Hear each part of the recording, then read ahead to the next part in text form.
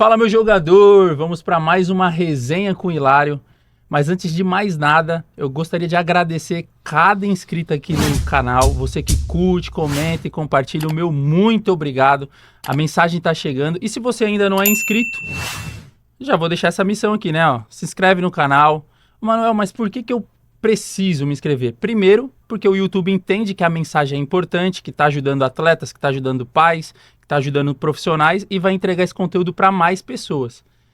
E segundo, o porquê? Porque esse é o meu propósito de vida. Estar alinhado com o propósito é o que me move. E ajudar famílias e atletas a trilhar um caminho seguro no meio do esporte, no meio do futebol, é o que me move. Se vocês ainda não me conhecem, eu sou o Manuel Hilário, eu sou coach de jogador de futebol, eu faço um trabalho de preparação mental de atleta, cuidando de todo o 360 do atleta. Então, me segue nas outras redes sociais, que vai chover conteúdo lá também, já curte aqui também, lá no TikTok, Instagram, enfim. Todas as minhas redes sociais, elas estão alinhadas nesse propósito. Eu vou começar aqui agradecendo também o patrocinador aqui do podcast, o Dr. Vlasos Marangos. Ele que é um médico especializado em transplante capilar. Então, doutor, muito obrigado pelo patrocínio, mas principalmente por devolver o meu topete. Bem demais. E se você está precisando ou conhece alguém, Dr. Vlasos Marangos, você não precisa ir para a Turquia e não precisa ficar 2 anos pesquisando na internet igual eu fiz. Você vai lá, um dos melhores médicos aqui do Brasil, e é isso. E hoje, eu estou muito feliz, mais uma vez. O convidado é muito especial, mas muito especial mesmo. Tem uma história linda no futebol. Jogou só em países fáceis. Ucrânia, Alemanha, Itália e no Brasil aqui super fácil jogar lá. Corinthians e América Mineiro. Um cara extremamente inteligente, eu estou muito feliz. E nós vamos falar hoje de inteligência financeira, que é um pilar muito importante na vida do atleta, e da transição de carreira também. Então, estou aqui na minha frente, Danilo Avelar. Seja bem-vindo, meu irmão. Obrigado. Parabéns pelo tupete, hein? Tá bonitão, hein, cara? Confiante? Confiante, pô. É 8 bom, anos né? mais novo, É pô. bom, né? Você não vai precisar, né? Espero que não, né? Não vai. Meu pai fez, né, um transplante, então espero que eu não tenha essa tendência também de eu fazer. acho que você não tem, irmão. Cabeludão, né? Tá maneiro. Safra 89, né? A melhor Safra que já 89, existiu. Pô, isso aí. Não. Década, milênio passado, século passado, aquelas coisas dos pré-históricos, né? Cara, obrigado. Obrigado por estar aqui, né? Fiz questão, porque eu gosto muito de compartilhar as minhas vivências, os meus pensamentos com pessoas que têm propósitos alinhados e, mais do que tudo, ajudar a transformar vidas, gerações. Né? Eu falo que todo jogador deveria ter uma gratidão quando ele acaba a carreira, mas gratidão ao esporte. Ele tem que deixar um legado para o esporte. Ele tem que querer melhorar o esporte, porque teve muito fruto ali do esporte, sabe? Então essa é a minha missão de, agora que eu parei de jogar, como que eu posso melhorar o futebol? Como que eu posso melhorar o ecossistema do futebol? Como é que eu posso ajudar a minha classe, os meus companheiros de vestiário a serem uma pessoa melhor, a serem um empresário melhor? Então essa minha missão está muito alinhada com a sua, de ajudar as pessoas no mental, no empresarial, no familiar, no espiritual. Então, sem dúvida, são pilares extremamente, eu digo, que não só importantes, mas obrigatórios do atleta. Essenciais, né? Tá com ele em dia. Show. Irmão, para manter aqui o padrão, chocolate para a esposa, para as crianças. Amor, tamo bem, hein? A minha comemoração aqui, ó, sabedoria que vem de Deus. Aí sim. Que quando falta a sabedoria... Quando você jogava, você metia a comemoraçãozinha aqui ou não? Ainda não existia. Dava pra já lançar, né, uma comemoraçãozinha. Mas agora os jogadores estão lançando. É. João Pedro aqui, da Luva, enfim, vários e vários. Você vai ver essa comemoração ganhar o mundo. Amém. Danilão, antes de começar, eu vou começar muito diferente hoje. Tá. Sou fã pela sua carreira, né? Uhum. Que você construiu, vitorioso e tudo mais, mas eu vou começar falando do seu lado pessoal, né? Certo. Lá em Efésios, cumprindo um princípio bíblico, lá em Efésios 4:29, eu ouvi, acho que eu tinha 17, 18 anos essa pregação. Uhum. Fala assim, ó, que não saia nenhuma palavra torpe da sua boca, mas que se sair, que seja uma palavra que dê graças ao que ouve, que edifique as pessoas, etc. E pesquisando a sua história, eu consigo enxergar e reconhecer essas qualidades em você. Um cara extremamente inteligente, inteligentíssimo, pô, humilde, corajoso demais, verdadeiro, Uhum. inteligente e autorresponsável. Então, pô, tô muito feliz. Obrigado, hein? Caramba. Baita referência. Investigando a sua vida, foram essas qualidades que eu enxergo em você e que eu espelho e que eu procuro desenvolver em mim também. Cara, obrigado aí pela... Legal, porque às vezes a gente não consegue enxergar as nossas próprias virtudes e qualidades, né? E vindo assim de você, vindo de outro lado, a gente sente que tá no caminho certo. Né? Independente se em algum momento da vida tropeçou, errou, ou desviou, ou fez sem querer, mas você sabe que o mais importante é a essência que a gente quer mostrar pro outro. Né? E como é a mensagem, o legado que a gente quer deixar para as próximas gerações, que eu quero deixar para os meus filhos, meus netos. E é isso que eu me apego muito. Né? O que meu filho vai falar na escola quando ele for crescer? Porque ele não me viu jogar. Meu filho tem 4 anos. Né? Minha filha tem 8 meses. Mas o que ele vai poder falar? Ou o que ele vai ver na rede social, na internet sobre o pai dele? E eu me preocupo muito com isso. Né? Com a mensagem que eu vou deixar, do que eu vou fazer e com o que foi com a minha carreira. Uma carreira vitoriosa, carreira de muito aprendizado, muita resiliência, assim, ao extremo. Muitos altos e baixos. Na prática, né? Mas, assim, eu vivi intensamente tudo o que aconteceu, na boa e na ruim, porque eu sempre enxerguei como oportunidade. Sensacional. Sempre uma oportunidade. E você fala de legado, eu acompanhei o seu podcast no Denilson Show, né? Uhum. Foi ali que eu aprendi isso tudo. E já é um legado isso. Você me ensinou muito naquele podcast. Legal. Demais. Falei, caraca, velho. Vou pegar isso pra mim, Show.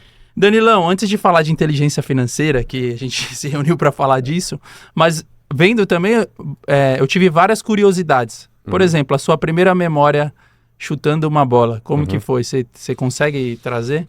Cara, lógico, eu consigo trazer porque foi até filmada, né? Mas tinha já meus, acho que 3 para 4 anos de idade, e eu já estava numa escolinha de futebol na minha cidade, e foi gravado isso. Bem estranha a imagem. Mas isso é memória sua ou é memória... Então, é memória... Eu queria essas duas. Era minha, mas é isso que você fez uma pergunta que me entra até em confusão, porque teve um momento que eu tive que buscar uma imagem minha, né? Porque tipo assim, alguma coisa que marcou. Você falou, pô, que delícia chutar bola. Eu acho que eu me vejo muito correndo na quadra e chutando a bola e voltando correndo de novo, chutando, voltando. E me vem essa imagem dentro de uma quadra de um clube. E lógico, me ajudou muito a associar porque eu vi essa imagem depois. Mas atrás disso, cara, assim, até meus 3, 4 anos eu não consigo ter muita memória. Não tem memória. Né? Então a memória que eu tenho é que realmente quando eu comecei a entrar na escolinha. Eu comecei a jogar bola ali, aí depois vem as memórias de fazer golzinho na rua, com tijolo, né? Brincava ali na rua, arrebentava o tampão do dedão quando ia nos meus parentes chutar bola, né? No corredor. Então essas memórias de infância, que não tinha rede social, não tinha internet, tinha nada na época, né? Era só a bola. Meu brinquedo era a bola, meu celular era a bola. Né? Então, aonde eu ia, eu levava a bola e chutava. Legal. Ô Danilo, e também investigando a sua carreira, pelo menos eu não achei um momento da sua base. É diferente a sua base. Por que eu vou te fazer essa pergunta e tem um objetivo com ela? Tá. Porque hoje, se o garoto não tá num clube grande, numa base dos grandes hoje, ele já acha que já era. Sim. Pelo menos eu não achei que você jogou lá em algum dos grandes. Começa ali no Rio Claro, mas... Sim. Como que foi a sua base? É até interessante e curioso, porque eu sempre joguei futsal até meus 15 anos aproximadamente. E na minha cidade tem um time que chama São Lucas, que é muito tradicional no futsal no Paraná, mas muito. Paraná. E no Paraná é muito forte o futsal, né? Então eu fiz futsal a vida inteira, mas sem tanta objeção de ir pro campo e ser aquele jogador que eu vi na televisão. Eu não tinha tanto essa objeção. Não tinha tanta pretensão? Só que eu sempre fui um jogador ali que estava ali. Nunca fui o craque do time, mas eu estava convivendo com eles. Eu fui o nota 7, o mediano persistente, o cara que chega. Eu fui esse cara. E quando chegou o momento que eu falei, pô, futsal acho que não vai dar mais, eu tenho que ir pros estudos, qual é que é? E eu morava numa cidade muito distante da capital. Então a gente não tem tanta oportunidade para sair fazendo testes, para, sei lá, fazer uma peneirada. Não tem tantas oportunidades. Poucos olheiros vão lá fisgar alguém. Então você tem que sair realmente. E aonde meu primeiro contato foi com um time lá da região, que eu fui fazer um teste de campo mesmo.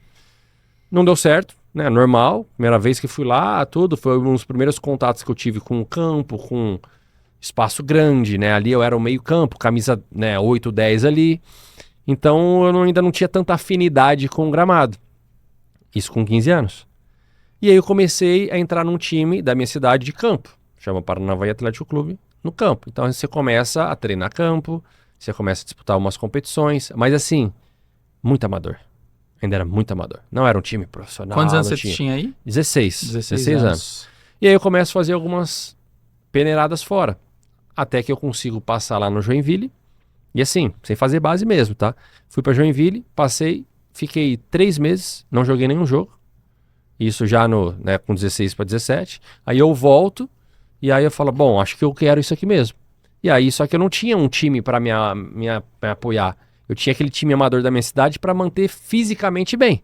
Mas Sim. você não aprende fundamentos, aquela coisa de base. E aí eu consigo um teste no Paraná Clube.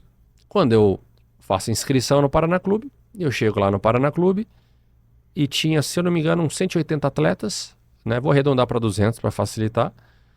E até gosto de contar essa história, porque foi nesse exato momento que eu comecei a entender que a minha inteligência seria muito mais vantajosa do que a minha qualidade, sem saber. O que eu fiz? De 180 atletas, vou falar 200 atletas, eu fiz inscrição como meio campo. Até então era meio campo. Camisa 10. O cara jogava de 10. Achava, né?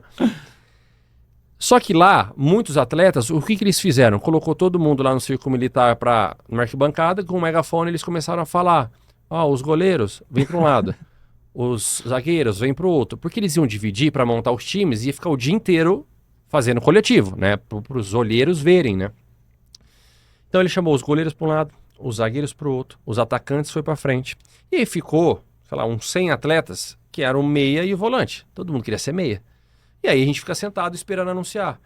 Quem que é meia, vem pro lado. E todo mundo foi levantando e foi para lá. Na hora que eu fiz esse movimento de levantar, eu olhei pro lado e vi que ficou só 4 caras sentados.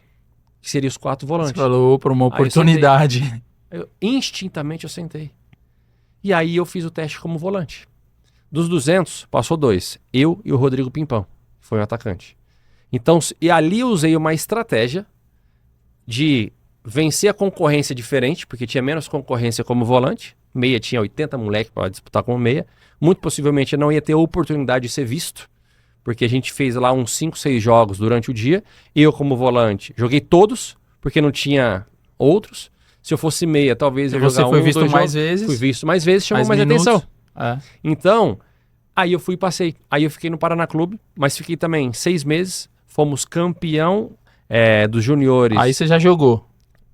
Não. Fui campeão sub-20, invicto no Paraná.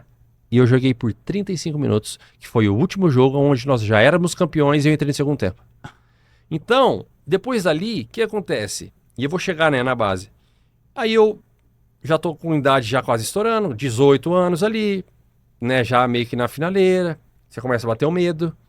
E aí eu conheci um amigo, conheci o outro, que chegou no César Sampaio, que ele me deu a oportunidade, eu vim para São Paulo, ele fez um catadão na copinha, colocou todo mundo em Taboão da Serra, montamos um time de um dia e fizemos amistoso com Palmeiras, com São Paulo, um time de empresário, para eles verem quem que vingava. E eu vinguei. Só que dali eu fui direto pro Rio Claro, porque eu fiz teste no Palmeiras, no São Paulo não passei.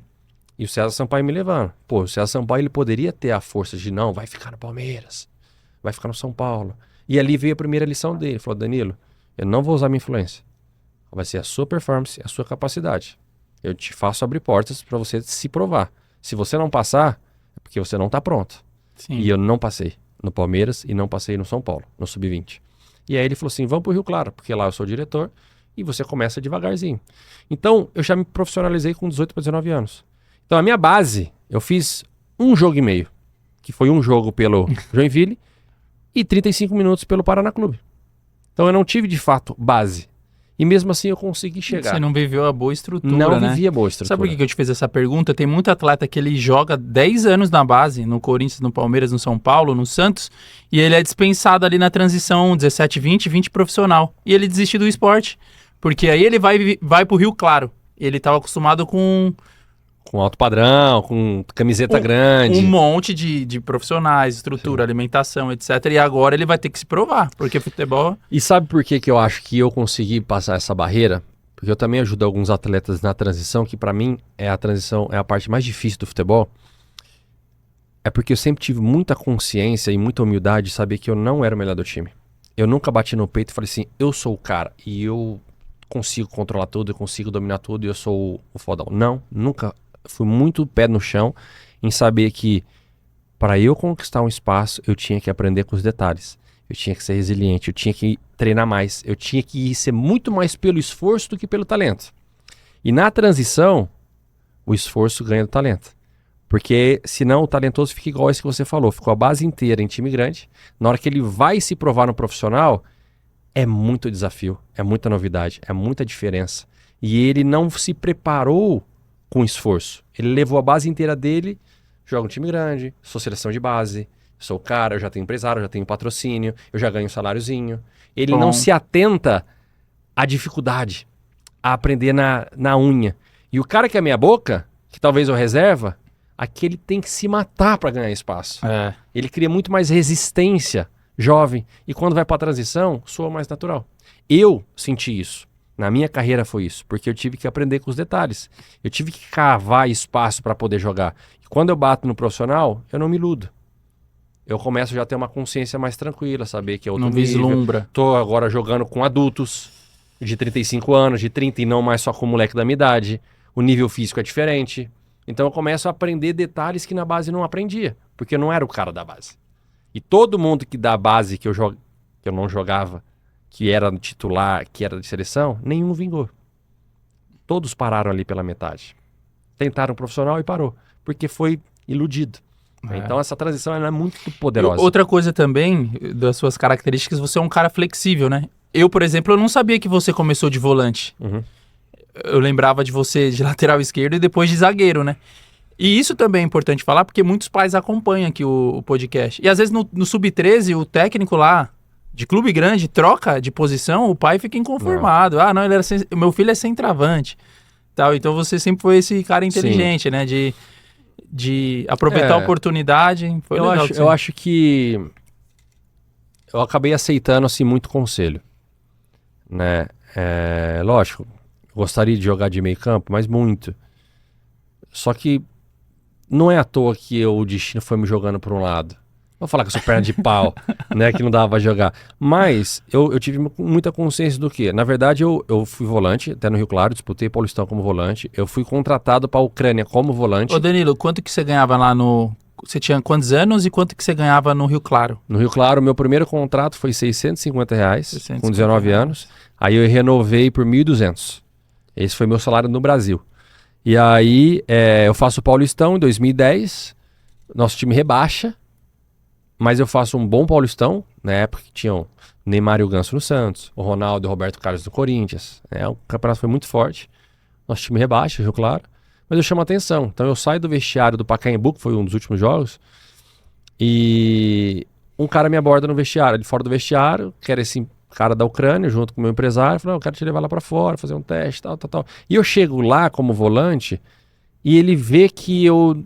Ia ser difícil de adaptar, porque na Europa o volante geralmente é um cara mais experiente, é o cara que tem mais comunicação com o time, é um cara que tem mais bagagem, e eu só tinha 20 anos de idade, não ia dar certo. Então o que ele faz? Ele falou, Danilo, eu acho que pelo seu perfil, sua altura, você tem passada larga, você tem um bom passe, eu acho que na lateral você não quer testar ali? E eu acabei indo, eu aceitei, e realmente eu vi que assim, não era que era fácil, mas era menos complicado do que no meio campo. No meio campo, você tem que ter um olhar 360 graus. Sim. Na lateral, eu tenho o zagueiro do meu lado e o atacante na minha frente. E a lateral para fora. Então eu jogo em L. Sim. Meu jogo é em L. Então, em teoria, eu não preciso ficar olhando para trás. O meu jogo é em L. Eu tenho uma visão periférica do jogo inteiro. O meio campo volante, ele tem que ficar olhando para todos os lados. Então o cara tem que ter muito mais jogo de equilíbrio, pescoço e situação antecipada, né? Do que de fato jogar.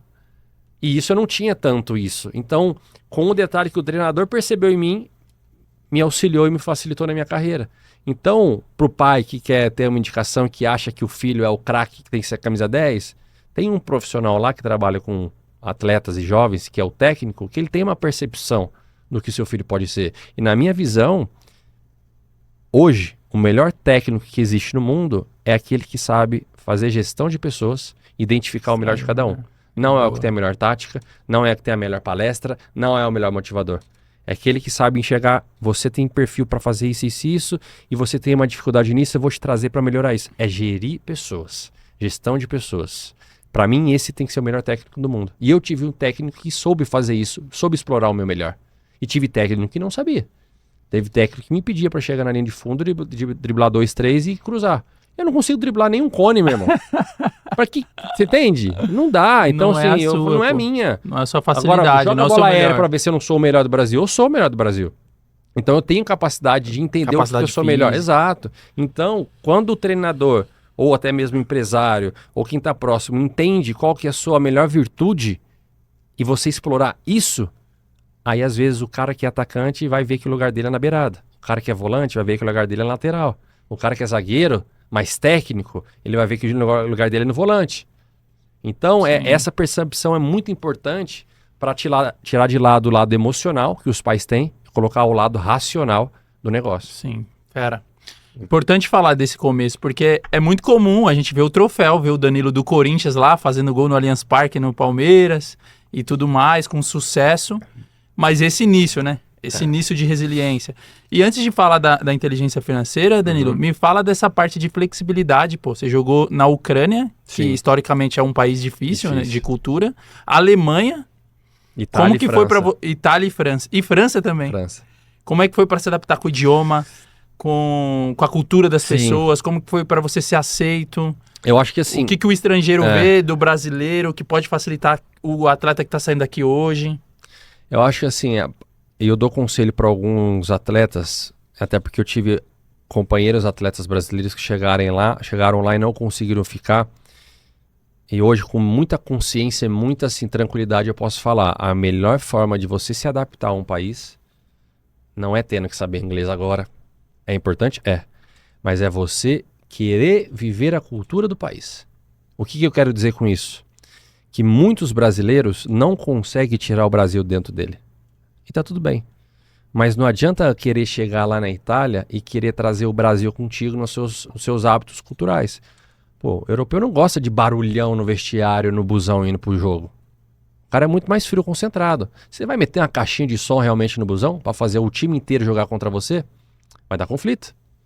Não. Você quer ter... Informação importante. Você quer ter o arroz e feijão todo santo dia no CT, sendo que lá é só massa e carne? Você não vai ter.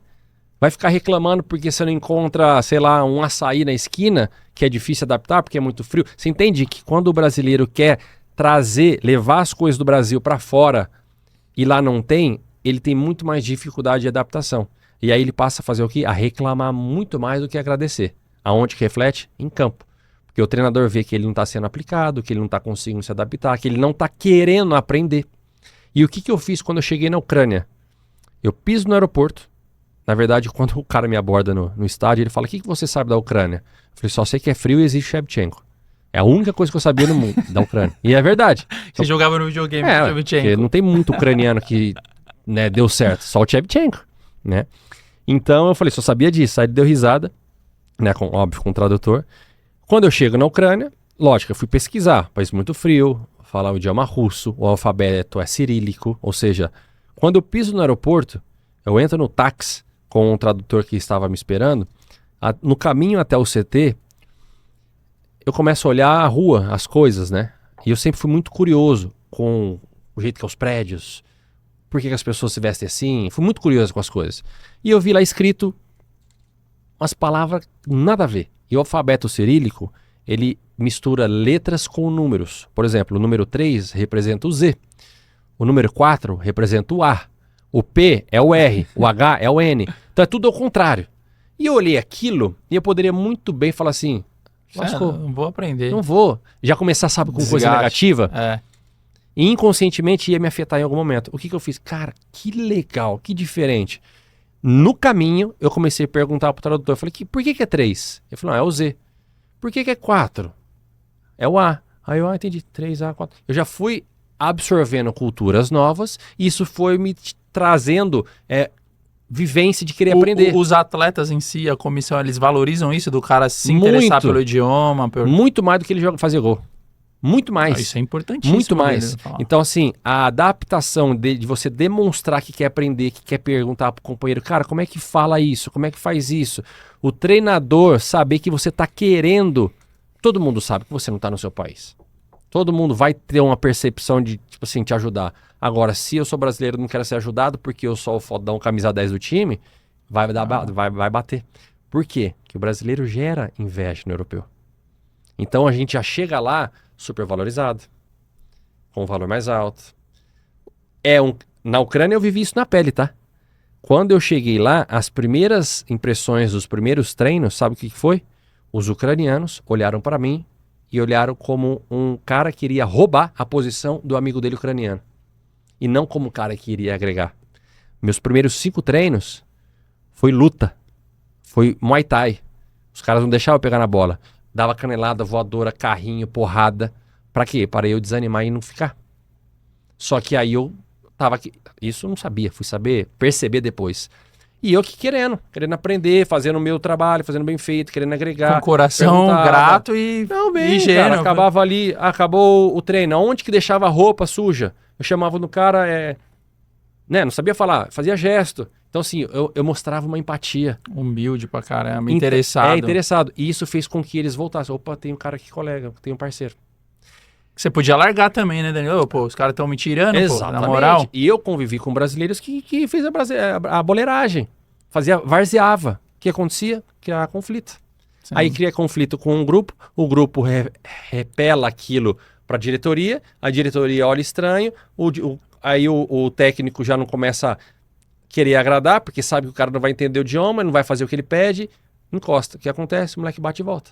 Sim. Tem 1 milhão de exemplos de jogadores Eu grandes. trabalhei com um atleta do futsal, ele foi pra Croácia, ele falou assim, professor, aqui, pros croatas, eu sou uma ameaça, porque eu venho aqui, o brasileiro vem aqui, ganha o nosso dinheiro e vai embora. É isso. Era a visão, ele falou assim, é a visão que os caras têm, eu tenho que ficar buscando com o treinador, buscando com me interessar e tal, e eles têm, não sei se no campo é igual, né? Exatamente. Então, assim, quando eu comecei a perceber que quanto mais eu me adaptasse, e eu nunca esqueci disso quando eu fui pra fora, eu vi uma frase do Dunga, que ele falou que a forma que ele conseguiu se adaptar lá fora foi porque ele viveu a cultura do país. Ele viveu a cultura da cidade. Ele se interessou por onde ele estava morando e a família dele estava morando. Visitava museu, visitava restaurante. Então eu ia no restaurante, o que é a comida típica da Ucrânia? Ah, é batata e sopa. Quero provar batata e sopa. Deixa eu aprender um pouco sobre eles. Como que eles fazem? Qual que é a religião deles? Você tem que ser humilde para quebrar suas crenças e começar um novo. Só que isso abriu um mundo para mim. Eu fui acolhido. E o acolhimento não é só no vestiário, vem dentro de campo. Os jogadores começam a passar a te ajudar, te instruir, melhorar, você passa a ser melhor visto pro treinador. Na segunda semana que eu tava na Ucrânia, que é daí eu assinei o contrato mesmo, depois dessas porradas que eu tomei, chegamos no treinador, com um tradutor, obviamente, e ele, lá há poucos, falava o inglês. Eu também não falava inglês, mas o inglês a gente consegue inventar alguma coisa na cabeça e sai, até pegar no tranco. Só que o russo não dava. Como é que eu vou aprender russo? E aí o treinador me passou uma folha com as principais 20 a 50 palavras usadas no futebol. Esquerda, direita, diagonal, bola para trás, bola para frente, toca, cruza, passe, ladrão, não sei o quê. E aí eu fui aprender... Específico. Específico para aquilo. Então, já assim... E ele falou assim, eu vou tomar a prova de você, hein? Ele falou para mim assim, na pré-temporada. Passou uma semana, ele me chamou de canto, aí ele... Pra esquerda, falou... Liva, brava, aí foi indo. Então, talvez eu não era um cara bom pra ele, mas ele viu que eu era um cara esforçado, que eu queria aprender. E eu demonstrei interesse em aprender. E chegou o momento que eu estava pronto pra jogar, assumi a titularidade e não saí mais. Então, é a união de coisas que... Danilo, tem uma frase que eu utilizo com os atletas, né? Eu falo que o talento abre as portas. Por mais que você fale que você não é talentoso, você é talentoso, irmão. Construiu a carreira que você construiu, o talento abre a porta. Mas é o comportamento que vai te fazer permanecer e consolidar nos clubes, né? Então foi o seu comportamento excepcional. Essa frase é muito boa. O talento te faz chegar, o comportamento te faz permanecer. Exatamente. A longo prazo, né? Eu falo que o talentoso, ele vive um ciclo de ondas. A gente puxar na memória, só puxar na memória os top 5 do Brasil. Atacante, que seja. Em algum momento ele foi... Pega o Yuri Alberto, tem intimidade com o Yuri. O Roberto, no começo do ano passado, era o pior cara do Brasil, todo mundo falava. Sim. Hoje ele é o melhor atacante. Então, o talentoso, que todos acham que é talentoso, ele vive ciclos, certo? Ciclos. O cara que é o persistente, que é o batalhador, ele mantém uma linha linear em ascensão que vai chegar no topo tanto quanto o talentoso. A questão é que a permanência dele nesse voo de cruzeiro a nível alto é mais longa. Ele é muito mais longa. Pega o Gabigol. O Gabigol é um cara que bateu lá na Europa. Eu convivi com ele na época, ele estava na Inter, eu estava no Torino. Um cara que não conseguiu permanecer na Europa. E é um jogador zaço. Excepcional. Demais. Só que ele não conseguiu se adaptar àquele padrão, aquela cultura que ele, aqui no Brasil, ele manda muito bem. Teve seus altos momentos, teve seus baixos momentos, mas ele tá ali, subindo e descendo, subindo e descendo, subindo e descendo. E tem um cara que é o coadjuvante, pega o Romero, no Corinthians. Eu falo pra ele que ele é o melhor coadjuvante que existiu no Brasil. Raramente ele é protagonista. Ele é a cara do Corinthians, irmão. Ele não, ele não oscila. Aqui, Não oscila, tá sempre ali. É a cara do Corinthians. 7-8 e vai embora. Então ele tá sempre no topo do mesmo jeito. Importantíssimo, Então, por isso que eu falo, eu nunca vislumbrei em achar que eu seria sempre o melhor. Porque eu poderia estar com os melhores, mas fazendo o meu trajeto, fazendo a minha performance. Excepcional. Ô Danilo, você teve três lesões no joelho durante a carreira? Grave, sim. 3 ligamentos cruzados. Quais foram os anos assim? Foi em 2010, né? Quando você tinha quantos anos? Aí você já tava no início. 21, algo assim. Foi quando eu tava na Ucrânia, né? Aí depois... Que inclusive foi o primeiro momento que eu tive contato com o Corinthians. Porque aí eu venho tratar aqui no CT do Corinthians, né? Porque lá a situação do clube lá era muito precária na parte de fisioterapia, né? E aí eu venho, fico aqui uns 5 meses, volto, aí eu faço uma temporada boa, aí eu sou vendido pra Itália, aí eu faço 3 temporadas no Cagliari da Itália, sou vendido pro Torino, aí chego no Torino, eu machuco de novo, 2015. 5 anos depois. E aí eu machuco de novo, ali foi bem turbulento pra mim, eu sofro muito com a minha volta, né, assim, não tava vendo luz no fim do túnel. Foi onde pela primeira vez eu encontro até então o meu fisioterapeuta particular, que é o Kleber Barbão. Ali eu começo a ter um tratamento mais específico e não larguei nunca mais e mudou minha vida, né, literalmente. E aí depois em 2021 na pandemia, ou 20 na pandemia, que estavam os estádios vazios aqui no Corinthians, né, num jogo contra o Santos, eu acabo fazendo a minha 3ª lesão e a mais grave de todas, porque na hora que abriu o joelho viu que a cartilagem tinha arrebentado, e aí o terror dos atletas, e demorou 1 ano e 8 meses para eu voltar a atuar. Caraca. E mentalmente, o que você atribui a sua volta por cima? 3 lesões. Eu te elogiei no começo, não foi à toa, né? Resiliente, pô. A minha resiliência começa com 5 anos de idade, quando eu queimo meu pé por completo, brincando com fogo, e eu fico quase 1 ano sem andar. Caraca. Até hoje eu tenho marcas. Eu sou muito sensível a frio, enfim. Caraca. E ironia do destino, eu ainda virei jogador, né? Chutar a bola com o pé. Então, ali eu vivi uma resiliência, sem saber por ser criança, que eu poderia ficar sem caminhar.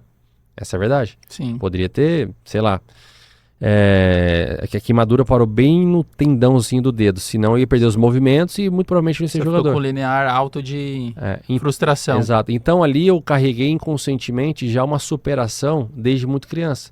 Então, na minha vida, quando eu sempre passei por alguma provação, alguma dificuldade, depois vinha a bonança. Sempre foi assim. Toda vez que eu tive uma provação forte, uma dificuldade, um desafio, e eu era resiliente, vinha a recompensa depois. Isso, se é coisa de Deus, não sei. Mas assim, sempre na minha vida. Então, todas as vezes que eu tive uma lesão, logo depois veio uma bonança. Então, o meu poder de resiliência, eu sempre olhei isso. Eu falei, cara, não é à toa porque eu machuquei. Talvez foi um livramento de outra coisa. Então, eu vou usufruir esse 1 ano que eu vou ficar parado para me aperfeiçoar em outra coisa, porque eu tenho tempo para fazer. Eu vou ficar me matando. Não, eu tô perdendo tempo, contrato dinheiro. O que vai agregar na minha vida? Nada. Sim. Somos feitos de átomos, somos feitos de energias. Quanto mais eu absorver coisas positivas, mais a minha cirurgia vai melhorar. É isso que eu pensava. Psicologia positiva. Total, 100%. Eu enxergo positividade até quando eu faço a pior cagada do mundo. Eu enxergo que tem algum porquê para eu aprender e passar para algumas pessoas. Excepcional. Então, minha vida inteira foi pensando nessa linha. E isso me ajudou nos momentos mais difíceis que eu tive na minha vida a sempre enxergar a positividade em tudo. Até quando eu levei um não, até quando eu fui cancelado, até quando eu fui excluído. Sempre eu enxerguei que tinha um porquê. Sempre. Excepcional. Forte. Mas aula. Tô tendo uma aula aqui. Pô. Mas assim, me perguntaram por que eu tenho isso. Isso é bom você falar, porque que acontece? O cara vai pro banco de reserva ou tem uma lesão, muito pelo contrário, ele começa a cair num espiral negativo. Eu costumo falar até pros atletas, os pássaros, os pensamentos negativos, eles passam na cabeça de todo mundo, Sim. na minha, na sua e tal. Basta, a gente vai saber se a gente vai deixar ele pousar, criar ninho. Eu gosto de falar que você tocou num ponto que o banco de reserva é um negócio que pouca gente fala e pouca gente analisa o quão poderoso é. Ninguém gosta de ser reserva, óbvio. Não. Só que estar no banco de reserva só por estar, você tem 2 caminhos. 99,9% os próprios companheiros ficam fuxicando no erro do companheiro. Por quê? Porque o cara que tá no lugar dele. Um ou outro aplaude, sim, lógico que você apoia. Mas você fica, putz, eu fazia melhor. Não, eu fazia aquilo. O cara errou, agora chegou a minha vez do próximo jogo jogar. É assim que funciona. Agora, se o cara no banco de reserva souber utilizar aquele espaço para ele ver o que o concorrente dele, o que o amigo dele que tá jogando tá fazendo de errado e o que o treinador tá reclamando e saber fazer, absorver pro melhor, ele tem uma única oportunidade na vida de pegar um erro de escutar o conselho do líder e colocar na vida dele. Ele não vai ter isso no treino, não vai ter outro lugar. O banco de reserva te dá um privilégio de você enxergar o jogo em real time de uma forma totalmente diferente, para que na hora que você for entrar, você já entender o que está acontecendo. Durante o jogo, eu como titular não consigo observar o que o lateral esquerda do time adversário está fazendo. Eu só olho quem? O meu adversário, que é o atacante, daqui na minha ali. Eu não consigo enxergar o outro lado. Quem está no banco consegue ter uma visão ampla. 360. Ele consegue ver onde está o buraco, onde está a falha. Qual que é o jogador? Eu fazia muito isso. Quando eu estava no banco, eu não olhava só o que o meu lateral titular estava fazendo. Quem que está jogando lá dele? É o Dudu do Palmeiras, por exemplo, que é o beirada que bate? Deixa eu ver o que o Dudu tá fazendo. Quando ele recebe a bola assim de costa, ele vira para lá. Entendi. Quando o Ricardo... O padrão de comportamento, dele. Porque na hora que eu for entrar no jogo ou em outra situação, eu já sei o padrão dele. Porque eu tô vendo. Tô mapeando. Então eu utilizava o banco de reserva. Scouting. Eu utilizava o banco de reserva para observar o que estava acontecendo. E não só ficar ali acomodado, puto, tomando Gatorade, reclamando. Puta, o cara nunca me dá uma chance. E é o natural. Aí o cara tá assim, Danilo, aí a chance vem, ele não tá nem pronto. Grato e pronto para aproveitar a oportunidade. A oportunidade passa, ele nem enxergou que passou. O meu primeiro, de verdade, e tem no YouTube, o meu primeiro gol profissional pelo Rio Claro aconteceu exatamente assim. Eu estava no banco de reserva, pelo Campeonato Paulista da A2, no banco de reserva, e eu era volante, segundo volante. E eu fiquei olhando, assim, eu tava tão eletrizado esse jogo, que eu não conseguia ficar sentado no banco de reserva. E eu comecei a observar o jogo e eu vi que tinha um buraco entre os zagueiros e o volante deles. Tinha um espaço grande ali. O volante jogava muito em linha alta, então tinha um buraco muito grande. Eu falei, nossa, e era visível esse buraco, né? Eu falei, nossa, esse espaço ali, se eu entrar no jogo, dá pra eu explorar aquele lugar ali pra receber, virar de lado e tal. No segundo tempo, o treinador me coloca no jogo. Com 8 segundos, eu recebo a bola naquele espaço e eu chuto e faço o gol. 8 segundos que eu entrei em campo. Aconteceu. De leitura. Mas por quê? Eu emanei energia positiva para mim. Eu entendi aonde estava o buraco e aconteceu porque eu estava preparado para estar naquele lugar. Talvez se eu não tivesse tido essa percepção no banco, eu receberia a mesma bola no mesmo lugar, mas teria tomado uma atitude diferente. Então, quem está no banco dá para ser titular simplesmente observando o que está acontecendo. Até a minha comemoração aqui, Danilo, é sabedoria que vem de Deus, né? Eu falo que a sabedoria é você aprender com o erro do outro. Até o canal do podcast aqui traz profissionais de todas as áreas. Se o cara tá passando a experiência ali, você tá economizando um caminhão de erros. Isso é a sabedoria, você tá encurtando o seu caminho, você vai errar muito menos, porque antigamente, na nossa época, não tinha, né? Não, eu falo, a gente... Não tinha YouTube, ou você aprende com seus próprios erros, que é uma baita virtude, ou você aprende com os erros dos outros. Mas você sofre mais, né? Exatamente. Com seus, não precisa. Perfeitamente. Tá uma linha boa. Irmão, vamos falar de dinheiro agora, Vamos. De inteligência financeira, que foi, parabéns pela história, mais fã ainda. Mas a inteligência financeira também é um pilar importantíssimo na vida do jogador, né? Porque historicamente a gente tem aquelas matérias mostrando antes e depois dos atletas que ganharam impérios e tudo mais, e hoje está morando de favor. Perfeito. E tudo mais, mas eu não digo nem o jogador em si. O povo brasileiro, eu estava lendo algumas matérias de inteligência de finanças, 80% dos brasileiros estão endividados hoje. E a matéria diz assim, e não são dívidas inteligentes. Geralmente é com cartão de crédito, que é 15% ao mês, e por aí vai. Uhum. E da onde que surgiu esse seu interesse, né? Tá te acompanhando lá nas redes Sim. sociais, de falar de finanças e tudo mais. Então, é um legado muito forte Sim. para os novos atletas, né? Bom, eu acho que antes de tudo, falar de finanças é chato. É um tema assim chato. Então eu não quero que se apegue a finanças. Eu quero falar assim da vida, de como saber utilizar dinheiro, de como saber fazer dinheiro, né? Porque tem uma frase que o Flávio Augusto falou pra mim. Falou assim, olha, vocês sabem ganhar dinheiro. O atleta sabe ganhar dinheiro, ganha bom dinheiro. Ganha. Mas ele sabe fazer dinheiro. Verdade. O que é fazer dinheiro? É você, além do dinheiro que você ganha, você construir mais império, construir mais coisas. Além de você ganhar o salário mínimo, como é que você faz para você ganhar mais do que você recebe? É você não ficar refém do seu próprio dinheiro. Então eu, desde muito cedo, sem saber também, eu comecei o empreendedorismo na minha vida, com 14 para 15 anos, numa brincadeira. Meu pai vinha para São Paulo fazer alguns negócios. A gente está a 800 quilômetros da minha cidade. E eu vinha com ele, a gente ia na 25 de março, né, fazer as compras. E eu comprava uns cabeçotes de pipa, que vinha 50 cabeçotes de pipa, custava 50 centavos cada um. Eu voltava para o Paraná e eu vendia para os meus amigos a R$1. Então eu já dobrava meu capital ali, mas assim, zero pensando no dinheiro. Simplesmente para ter a oportunidade de mostrar para eles uma pipa diferente. E aquilo começou a instigar em mim fazer coisas, fazer negócios, né? Começou a ver lucro. Eu falei, cara, aí eu comecei a fazer um evento com os amigos, fazer uma festa de escola com outros, aí começou a crescer, tomar forma, daqui e dali, e eu falei, caramba, legal, mas era muito mais na diversão do que na consciência mesmo do dinheiro.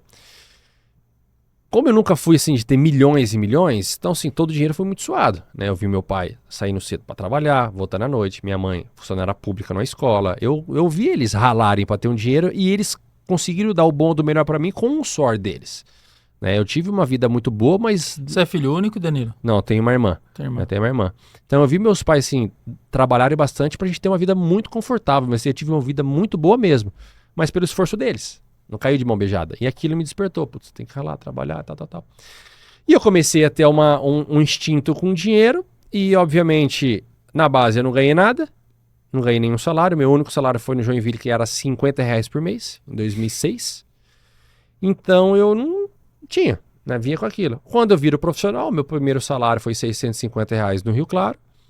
E quando eu pego aquele cheque, que a gente recebia em cheque e tinha que ir na caixa pegar, né? Trocar. Eu falei, nossa, R$600 que na época, 2008, você fazia muita coisa, né? Com R$650. Era o salário mínimo da... Mas eu comecei a ter eu tive mais uma sensação de, assim, tenho R$650, posso comprar o que eu quiser, mas e se acabar? E se eu precisar de uma emergência? E se daqui, sei lá, 5 dias eu tiver vontade de fazer outra coisa, ou eu precisar para fazer outra coisa, e eu não tiver, ter que esperar o mês seguinte? Aí eu comecei a ter uma sensação mais de... Não desespero, mas de percepção. Peraí, não dá. De gestão. E óbvio, isso tudo sim, inconscientemente. Então eu comecei a me preocupar com o dinheiro. Né? Conversava com meu pai, precisa de alguma coisa? Não precisa, pode ficar com você, tá tudo certo aqui em casa. Então tive uma tranquilidade financeira. Quando eu começo a ganhar muito dinheiro, quando eu vou para a Ucrânia, começo a ganhar em dólar, ganhar muito bicho, realmente assim, encher o bolso de dinheiro, eu estufo o peito e falo, meu Deus, agora eu posso comprar um apartamento. Eu posso comprar um carro. Um ativo. Posso comprar alguma coisa. Posso comprar uma carteira da Louis Vuitton. Posso comprar uma necessaire da Louis Vuitton original. Eu posso. E eu fiz isso. Mas eu fiz isso consciente que não era tudo. Eu tinha que ter uma precaução, tinha que ter uma cautela. Você tinha uma porcentagem ali do que você ia gastar. Mas até então eu não sabia essa porcentagem. Eu só tive uma consciência. Recebo $10 mil, beleza. $10 mil eu pago 1.500 de aluguel. 1.500 de aluguel. Eu como no restaurante, no hotel, na concentração. Eu não tenho carro, porque não tinha carro lá, então eu ia de busão para os treinos, ou ia de carona. Então não tinha tanto gasto. Então eu me permitia a matar as minhas vontades, a comprar uma camiseta legal, a fazer um negócio legal. Mas nessa época você não gastava mais do que você ganhava no mês? Não, nunca na minha vida, em toda a minha trajetória, nunca gastei mais. Nas matérias fala que o brasileiro em si, ele não fala de dinheiro, mexe muito com as emoções, e a grande maioria gasta mais do que recebe. Sabe por quê? Mês. Porque quando uma pessoa vem de uma família humilde e ela vem com uma subpressão de que a única solução financeira vai ser se o meu filho vingar no futebol, o meu filho vai crescer com uma pressão de resultado. Quando o menino passa a ganhar muito dinheiro e ele dá para os pais ou ele mesmo quer ter as coisas dele, ele nunca teve nada na infância dele. Então ele vai fazer o quê? Ele não tem noção de gerir também. Ele vai ter a dopamina barata. Ele vai querer matar as necessidades momentâneas. O que são as necessidades momentâneas? Ter um carrão rápido, comprar uma bolsa boa, ir num restaurante legal. Ele vai matar o prazer momentâneo dele. Mas aquilo não vai fazer ele prosperar. Ele vai saciar o que eu chamo que é a dopamina barata. Aquela coisa rápida, aquela vontade rápida, aquela degustação rápida. E tá tudo bem. Ele vai ter que passar por isso. Só que como é que ao longo do tempo ele vai conseguindo progredir a parte financeira dele? Muito provavelmente e muito possivelmente sozinho ele não vai conseguir. O que é o comum? Ah, comecei a ganhar dinheiro. Putz, eu tenho um primo, eu tenho um amigo que vai cuidar das minhas coisas, que vai fazer esse negócio porque eu não sei. Será que esse primo meu amigo tem capacidade de gerir um tanto de dinheiro que talvez esse primo amigo nunca teve? Será que ele realmente está capacitado? Será que ele não está com mais inveja da sua vida do que ajudar você? Realmente ele é o seu amigo? Realmente ele é o seu brother? Eu tive experiências de grandes amigos fazer negócio que quase acabou a amizade por conflito de interesse. Então assim, quando o jogador passa a ganhar muito dinheiro, ele vai, primeira coisa, padrão, comprar um carro, vai montar numa Mercedes, vai montar numa BMW de 350 mil reais, vai fazer sim, endividar por alguma coisa, ainda mora de aluguel, aí ele começa a viver num ciclo de atletas que ele vê um jogador chegando com um tênis Jordan, ele vai querer também, aí ele começa a querer ser sem ele já estar, a querer ser um jogador grande sem ele ser ainda, e aí é o maior erro do atleta, porque ele degusta do bom e do melhor, e o bom e do melhor é caro. E ele não consegue abaixar o padrão. Ele não consegue. Ele entra num ciclo vicioso. Ô, Danilo, é bom falar que tá tudo bem comprar as coisas, atingir, desde que esteja no seu planejamento, né? Faz parte ali, aquela porcentagem que você destinou. Eu tenho um amigo meu que era jogador, jogava fora, e aí ele falou assim, eu vou comprar uma Ferrari. Falou assim, tá bom, você vai comprar uma Ferrari? Pra quê? Pra você usar ela por 35 dias nas férias no Brasil? Onde que você vai andar com Ferrari 35 dias no Brasil? É impossível. Não tem lugar. Não tem lugar. Você vai arrebentar. Não tem como. Não tem como. Não, mas é porque eu vou... Assim, era novo, tinha acabado de chegar na Europa, tava com muito dinheiro, queria... né?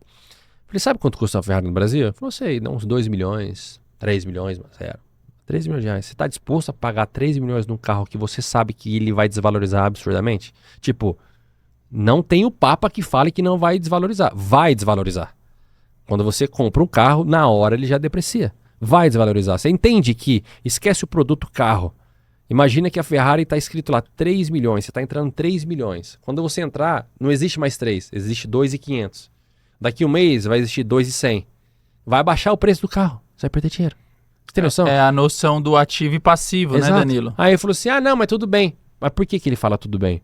Aí que entra a grande cagada dos jogadores de não pensarem a longo prazo. Porque enquanto ele está jogando, ele está fazendo o quê? Recebendo dinheiro. Se ele recebeu 100 mil reais de salário, ele gastou 100, ele não está preocupado, porque no mês que vem vai entrar mais 100.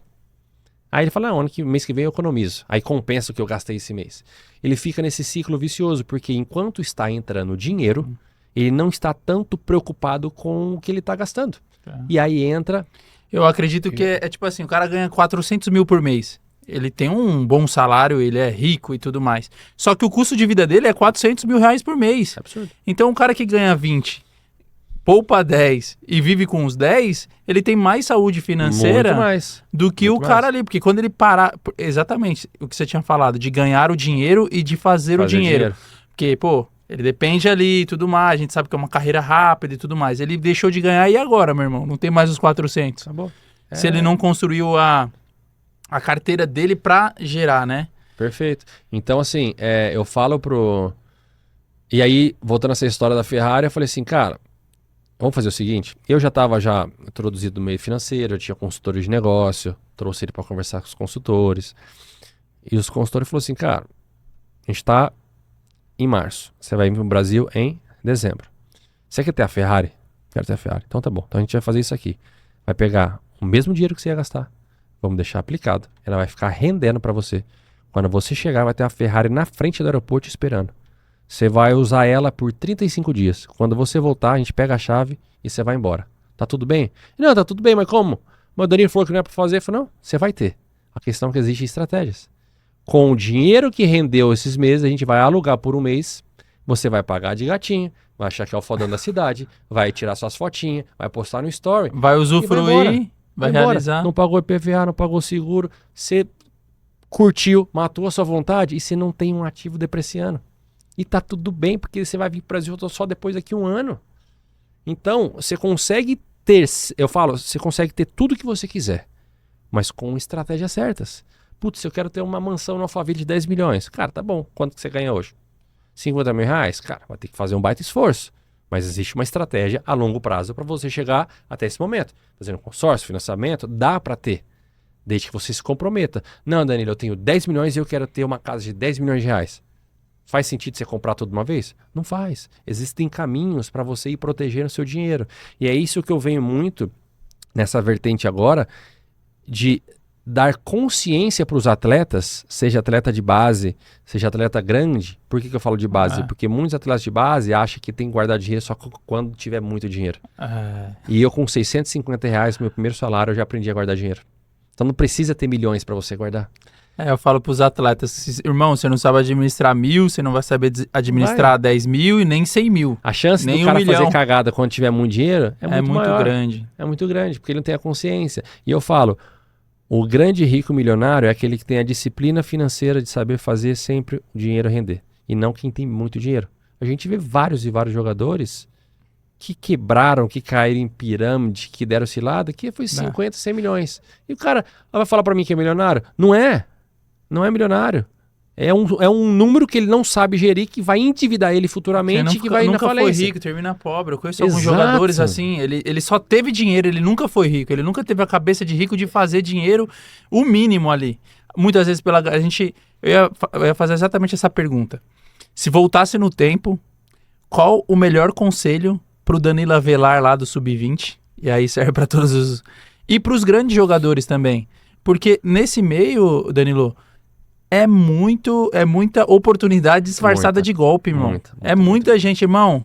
Como não cair nas pirâmides? E eu vejo menino na base. Porque tem menino na base hoje, meu irmão, que ganha 25 mil reais por mês. É um excelente salário para a média do Brasil. Muito. 15 mil, 10 mil, 3 mil. Já é um excelente salário. Tá na base, tá com a projeção e tudo mais. E aí, nessa hora, meu irmão, aí vem... Muitos. Eu costumo falar, só de eu fazer o trabalho de coach com os atletas, de postar as fotos juntos e tudo mais, já vem um monte de coisa no meu direct, pô. Sim, exatamente. Agora você imagina pro menino ali, e pelo que dá pra perceber, graças a Deus você teve uma família pra te orientar, você já foi um cara mais analítico, muito blindado, mais pé no chão.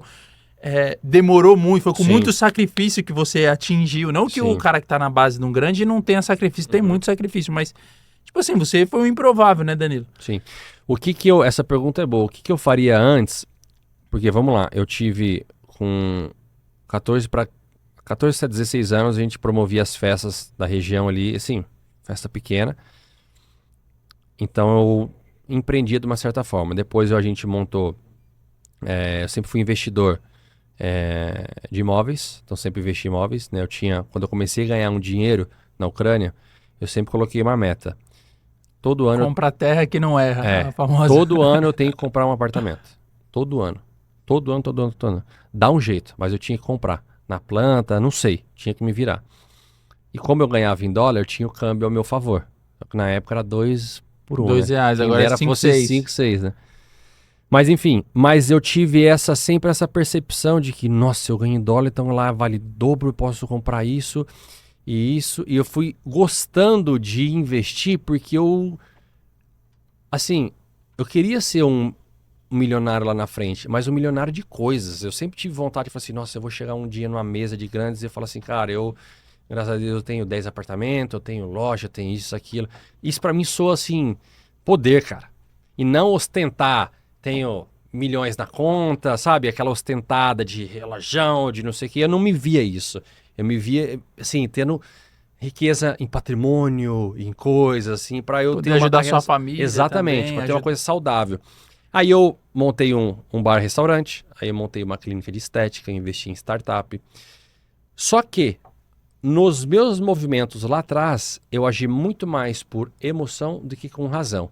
Muito mais com sorte do que com estratégia. Hoje, eu usarei muito mais a estratégia do que com a sorte. O que eu quero dizer com isso? Hoje, como que funciona? Eu recebo a oportunidade de negócio a cada hora, não é por dia. Toda hora meu celular apita com alguém mandando. Danilo, olha que legal isso aqui. O que você acha disso aqui? Imagino. Toda hora. Ainda mais agora que eu estou falando de empreendedorismo, falando de negócio, é toda hora sem exceção. É pitch de venda toda hora. E, obviamente, eu filtro muito. O que eu faço? Eu tenho consultores de negócio. Putz, cara, olha, adorei esse microfone. Me falaram que se trouxer essa marca para o Brasil, a gente vai patentear, vai explodir. Cara, acho que é bom, hein? É uma marca conhecida. Será que faz sentido? Eu mando para os meus consultores, fazem toda uma consultoria. Tem pessoas para te conversa ajudar. com o outro, fala, Danilo, não sentimos segurança por causa disso, disso e disso, mas é sua vontade. Ou, Danilo, cara, tá legal, positivo, razoável. acho que faz sentido. Vamos fazer isso aqui, ó. Como a gente já cuida do seu dinheiro, espera mais um mês porque tá mexendo na taxa, a gente faz esse movimento, tal. E aí você consegue fazer uma coisa estratégica e saudável. Então dá para fazer. Antes, eu abri empresa, fechei empresa, eu quebrei empresa. Tomei trabalhista de funcionário, tive problema com funcionários, tive muitas coisas positivas. Então eu vivi o empreendedorismo na veia, mesmo jogando bola. E isso me trouxe o quê? Dinheiro? Não. Experiência, vivência. Para que quando eu realmente tivesse muito dinheiro e fizesse movimentos maiores, eu já estava com uma bagagem. Então o que eu falo para os meninos? Cara, você vai querer ter vontade de ter a sua marca de roupa, o seu boné, a sua camiseta que você gosta do bairro, ou um açaí, ou uma barbearia, uma loja para sua família, e tá tudo bem. Só de você ter essa vontade já te diferencia dos outros, porque a maioria nem pensa nisso. Agora, não haja por impulso. Eu tenho uma premissa que todo negócio que eu vou abrir, eu tenho que conversar com 3 pessoas diferentes. Eu tenho que pegar 3 opiniões diferentes. Se as 3 opiniões seguirem para um caminho igual, aí, opa, tem alguma coisa que faz sentido. Se dá 3, cada um dá um pitaco diferente, tá estranho no mercado. Então, quer abrir um negócio? Conversa com um, com outro, com um parente mesmo, com um tio mais velho, experiente. Hoje em dia alguém, até a cara. inteligência artificial dá Exato, um norte, ajuda. pô. Eu falo que eu fico conversando mais com o chat GPT do que a minha esposa em casa. É o dia inteiro que Eu também, pô. aprendendo. Eu falo que a faculdade do atleta tá na internet. Não é nas universidades. É ali. Porque é um cruzamento. Inteligência artificial. A gente veio falando, eu fui conversando com o social media, com o Rodrigo, no caminho. Não devia nem ser inteligência artificial, é um cruzamento de dados e te dá informações precisas do muito que bom. funciona, é excepcional. É muito bom. Então, se lá atrás eu tivesse mais consultores de negócio, eu tivesse uma disciplina melhor, e um dos únicos arrependimentos que eu tenho é que eu fiquei 9 anos na Europa e eu não fiz um investimento na Europa. E eu deveria ter feito. Porque Casa de aluguel lá, em euro ou em dólar. Uma casa, um apartamentinho, tá de boa. Porque eu sempre pensei no câmbio momentâneo. Então eu pensava, putz, eu vou comprar um apartamento. Meio que imediatista, né? Sei lá, vou comprar um apartamento de 50 mil euros na Itália. Cara, 50 mil euros na Itália são 200 mil reais no Brasil. Lá eu compro 2 de 100 na planta. Eu pensava isso, no volume, não na conversão. Hoje, eu me arrependo por não ter um patrimônio lá fora, é o câmbio maior. Então eu não pensei a longo prazo. Por quê? Porque eu queria agir no imediatismo. E isso é uma consciência que os atletas têm que ter. Tudo bem você querer ter algo agora, mas pensa a longo prazo. Eu tenho 35 anos, faz 1 ano e 2 meses que eu parei. Meu irmão, na hora que você sai da bolha do futebol e cai no mundo real, é difícil demais. Com toda a capacidade que eu tenho, todos os acessos, conexões, mesas de grandes líderes que eu sento, consultores de negócios capacitados, para eu fazer um negócio, é difícil. Demora muito, é complicado. É construído. E antes, quem que era o dono da empresa? Eu. Quem que era o melhor funcionário da minha... O que você falou, você ganhava. Quem que era o melhor funcionário da minha empresa? Eu. Quem que era o CEO da minha empresa? Eu. Eu trabalhava e recebia. Faça sol, faça chuva, eu tinha um contrato de garantia. Me dava uma tranquilidade. Agora que não. Então, quando eu venho na vertente falando pro atleta, pense no seu pós-carreira. Vai chegar o momento. Não espere você virar um ex-atleta para você já ganhe dinheiro fazer. durante. E eu fiz uma analogia que a minha vida inteira, quando eu venho para o Corinthians com 29 anos, eu venho estrategicamente para 2 princípios. Marca pessoal, que eu precisava muito jogar no Corinthians, eu queria uma realização pessoal, eu sempre fui corintiano, família corintiana, e eu estava no momento certo para isso. E segundo, eu era totalmente desconhecido aqui, e eu precisava estar num grande clube para abrir portas para mim, para o meu pós-carreira. Quando eu piso no Corinthians, Caraca, velho, você estratégia 100%. maestria total, pô, desde Total. os 5 anos. E o meu empresário, eu falei, eu quero ir pro Brasil jogar no Corinthians. Você consegue? Ele falou, se os caras quiserem, consigo, né? Os caras precisam querer, né? Tem como. E aí, obviamente, deu certo, mas eu mirei ali. E quando eu piso, eu uso o Corinthians para realização pessoal, para performance, mas também para abrir leques, abrir negócios. Isso aqui, ó, fecha contrato. Você assina contrato O com uma Castan camiseta. apontou pra bola quando ele fez. É. Isso aqui muda a vida de Muda a vida famílias, demais, meu irmão, demais, de demais. gerações. Então, eu venho estrategicamente e eu venho com 29 anos sabendo que com 35, a palavra tem poder, né? Com 35 de eu programar ia nossa... parar de jogar. E o que eu me preocupei? Eu queria fazer uma transição de carreira igual um DJ faz. Um DJ nunca para uma música para começar outra. Ele faz um loop automático. Quando tá acabando uma música, ele começa outra. E eu pensei, minha carreira vai ser igual do DJ. Quando tiver acabando uma carreira, eu já tô começando outra. Eu não quero ficar 1 segundo, 1 minuto, 1/100º de milésimo sem saber o que fazer. Porque esse 1 minuto vai se tornar 1 hora, vai se tornar 1 dia, 1 semana, 1 mês, 1 ano. Tirei um ano sabático. Excepcional. Eu com dinheiro no bolso, 1 ano sabático, a chance de eu fazer merda é alta. Caraca, você fez eu É. buscar uma memória aqui, Danilo. Eu estudava para concurso público, né? 16 horas. Tal, aí passei no concurso e tudo mais, eu falei, meu, tipo, eu tava estudando 16 horas por dia. Vou tirar 1 semana de folga. Tipo, passou, tal. 1 semana virou 15 dias, que É virou 21, que virou 1 mês. Aí já, pô, aí larguei. Porque quando você entra Caraca.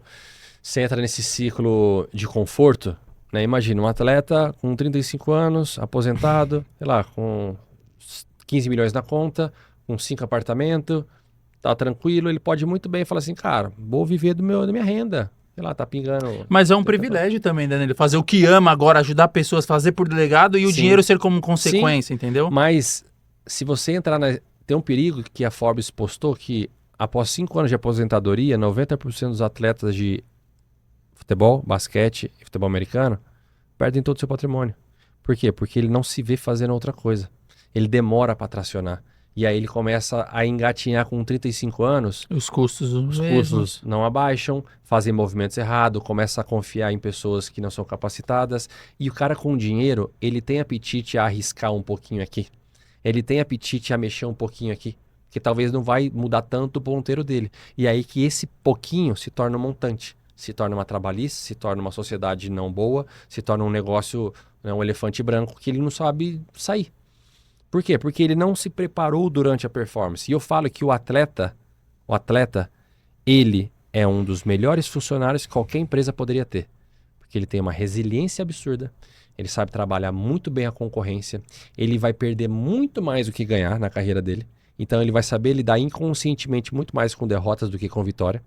Ele sabe que ele tem que performar individualmente para agradar o coletivamente. Todos os pilares que uma empresa tem, um atleta tem que ter. Se uma empresa falhar no setor financeiro, o que acontece? Caos na empresa. Se o atleta falhar no setor financeiro, se endivida. Se uma empresa falhar no administrativo, vira uma bagunça. Se o atleta falhar na administração da carreira dele, vira uma bagunça. Se a empresa não se posicionar no marketing, vira uma qualquer escondida. Se o atleta não se posicionar com o marketing, ele é um ativo desconhecido. Então o atleta, ele é uma empresa. Que aula, hein, meu irmão? Ele é uma empresa. Ele precisa entender isso para aplicar. Ele é uma marca. Ele é uma marca. Na hora que ele entende que ele é um produto que faz dinheiro e que tem pilares de uma empresa para fazer dinheiro, muda o jogo. E é isso que eu fico incomodado. Ele age estrategicamente. E hoje, a vida é feita de dados, números e estratégias. A gente vive numa inteligência artificial que ela é movida a isso. A dados. A A dados. cruzamentos de dados do que deu certo. Hoje, o estatística. atleta, ele é movido a dados. Ele usa GPS, ele usa performance, ele não faz nada sem querer. É tudo pensado. Ele acha que está fazendo involuntariamente, mas ele está fazendo totalmente influenciado por números e dados. Ai de se o jogador não fizer 10 km no jogo, é reserva. É. Se o jogador fizer 18 km, está cansado, vai descansar. É dado. É dado. Então, utilize os dados de uma empresa como se fosse a empresa do atleta. O atleta vai conseguir enxergar diferente. E é isso que eu estou trazendo nas minhas mentorias, nas minhas consultorias para atletas, para fazer ele se enxergar como uma empresa. Para ele aplicar esses pilares nos negócios dele, no futebol, na casa dele. Porque dá para você ter um legado diferente no pós-carreira saudável. Sensacional, Danilo. A gente vai falar agora de dois tópicos, assim, que vem muito pra mim e vem muito pros atletas também. A primeira é a questão de golpes, na questão assim, pô, tô passando fome, me liga de vídeo e tal. Depois até fui pesquisar isso dentro da polícia. O cara clona o seu celular só porque você aceitou a ligação de vídeo lá no... Sim. Veio muito pra mim. Tipo, agora eu falo, pô, não tem como. E as pirâmides financeiras. Sim. Que não só o jogador, ele é um alvo grandioso, Demais. porque ele ganha muito dinheiro durante a carreira. E não tem consciência de investimento. Mas bombeiro cai, meu irmão. Médico cai, policial cai. Eu acho que todas as pessoas que é movida por... Eu tinha um melhor amigo, eu no bombeiro e ele na polícia. Ele entrou lá, era um negócio, ele dava uma aula encantadora de... sei o que solar. Eu falei, irmão, 10% ao mês. Eu falei, irmão, mas não tem como, pô, nenhum negócio. E não tinha risco. Eu falei, irmão, peraí. Aí eu consultei um cunhado, eu falei, irmão, trabalho no Banco do Brasil. Eu falei, irmão, pula fora disso aí é pirâmide. Eu falei, mano, não tem como. Ele não. Ele falou, se realmente fosse, você acha que ia ter algum pobre no país, pô? Não, não vai não.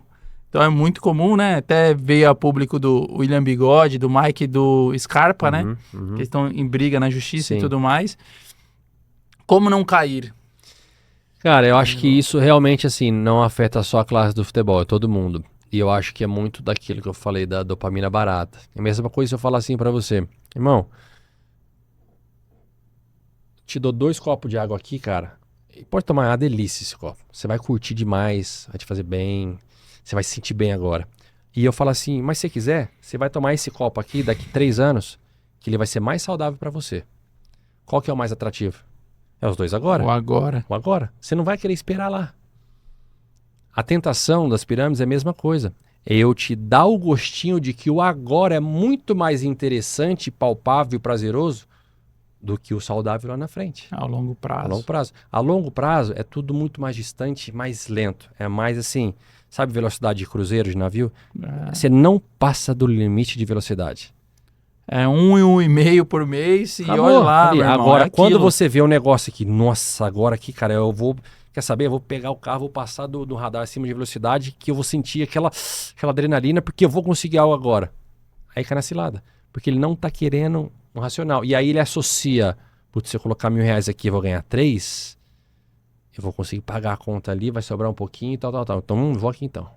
Aí o primeiro mês dá certo, o segundo dá certo, aí depois some, desaparece, daqui e dali. Já é feito pra dar certo no começo, pro cara animar e colocar mais. Demais. Eu convivi nos vestiários.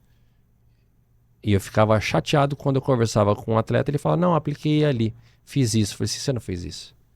E eu com os meus consultores... Não, esse meu amigo aí, ele ficou até nervoso comigo. Eu falei, irmão, não é, pô. E a gente muito amigo. Eu falei, não, irmão, vai você, pô, eu não vou pôr. Por isso que, assim... Com todas as armas de persuasão e de ser amigo, eu falei, irmão, não vou pôr.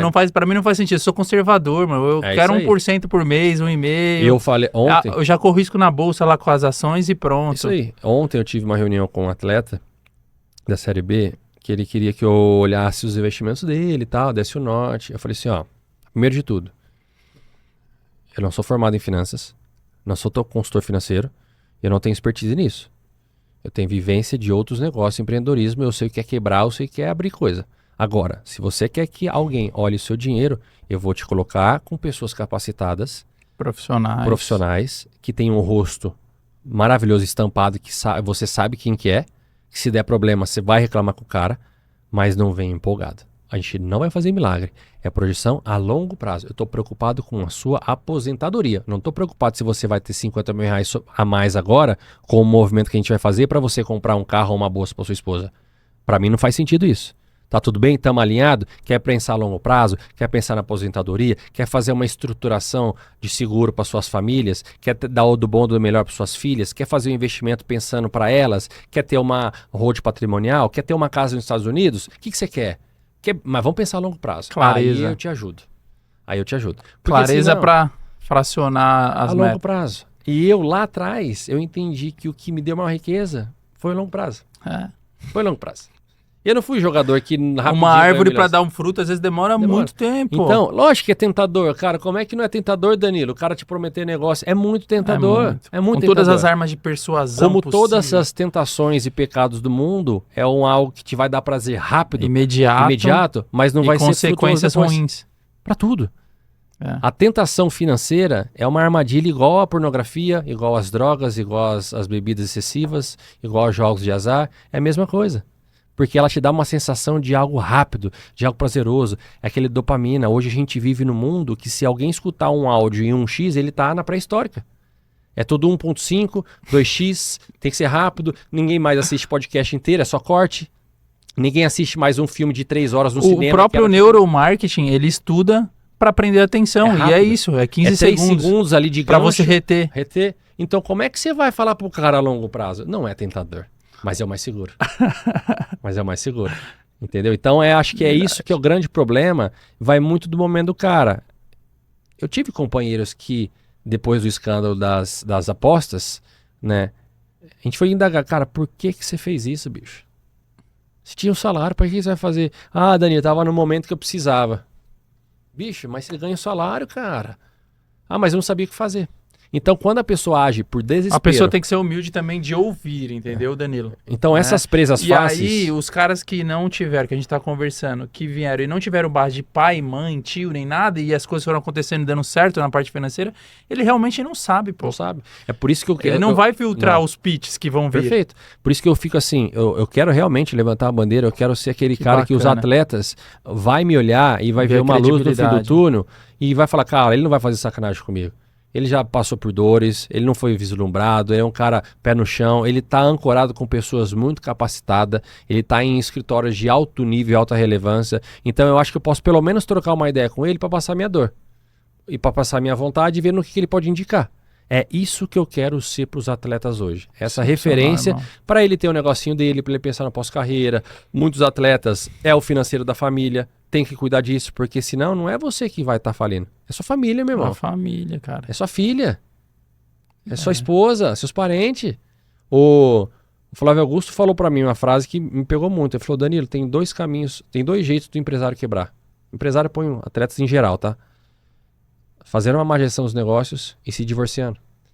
E um dos casos mais altos de divórcio, sabe o que é? Financeiro. Quando tem um desequilíbrio financeiro num casamento, a tendência é divórcio. Ó que triste. Sim. Então, a parte financeira ela é extremamente importante. Importante para a saúde. O dinheiro é importante. Até porque tem atletas que entram em campo e não entregam 100% e às vezes erra a pênalti que a torcida não sabe. Não é porque ele é ruim. É porque algum pilar dos bastidores dele não está funcionando. É o cara que está endividado, é o cara que está cobrando ele porque ele não está pagando. É ele não está pagando aluguel, em que é o proprietário cobrando ele. Como é que ele vai entrar em campo 100%? Não vai. Não vai entrar em campo 100%. Então não adianta você só trabalhar a parte, não, eu sou bem fisicamente, eu sou bom taticamente, eu sou camisa 10. Mas se você está entrando em campo sobrecarregado. Excepcional. Sobrecarregado. Eu convivi com um atleta no Rio Claro, que a gente dividia quarto. Ele era gato, de 5 anos. Ô, louco. 5 anos. Naquela época tinha muito, né? A gente não sabia. E ele começou a jogar o Paulistão e despontar. Moleque de 20 anos, disputando o Paulistão. Bem, Palmeiras foi atrás do cara. Quero você? Tá louco? Você tá acabando o campeonato? Quero você, quero você, quero você. Numa concentração, pré-jogo, ele entra em colapso. Chorando, desesperado. Aí, lógico, concentração, todo mundo vê o que tá acontecendo. O moleque não falava com ninguém, só chorando, chamou a diretoria entrou no quarto, catou ele, sumiu com ele. Assim, vai embora. Aí ele contou que ele era gato. E por que ele tava chorando? Porque como saiu notícia de que o Palmeiras queria ele, um cara lá da cidade dele denunciou. Não, começou a cobrar ele. Falou assim, lembra aquela dívida que você tinha? Agora você vai ter que me pagar, senão eu vou falar pra todo mundo que você não tem 22 anos. Você tem 27. E aí começou a subir pressão nele. O que ele fez? Largou, ficou 1 ano sumido, aí assumiu, tomou multa, ficou 1 ano pela FIFA e tudo mais, voltou a jogar, mas não vingou. Sim. Então, você entende que o cara, às vezes, o atleta, ele tem extrema capacidade de explodir, mas por algum detalhezinho fora do futebol, pode acabar com a carreira da família. Então é muito importante, e principalmente a questão financeira é muito importante, porque é a lacuna onde o atleta menos tem conhecimento e é onde é mais atraído. Porque o dinheiro gera atração. Então eu estou assim, muito cauteloso com o que eu falo também, para não soar algo de vai cuidar do meu dinheiro? Não quero. Não quero cuidar de dinheiro de ninguém, mas eu vou te Mas colocar é com boas despertar uma pessoas. consciência, Uma né? Isso que a gente tá consciência. falando. A gente tá falando, pô, inteligência Consciência, financeira, pesquisa em cara. A, busca, Tem um monte de vídeo no YouTube, podcast, tem um monte de YouTube, gente. tem informação ali de graça, pô. É. Ah, quer conversar Informação que tem nas faculdades, inclusive, né, Eu Danilo? converso com atletas assim, e assim, eu não cobro nada. É pra trocar uma ideia sobre. Cara, eu tenho vontade de fazer isso, tenho vontade de fazer isso, eu não sei fazer. Ah, eu fiz isso, putz, comprei uma fazenda, não sei gerir, as dores. Às vezes o cara não sabe o que é ROI, não sabe o que é equity, não sabe o que é holding, não sabe o que é blindagem patrimonial.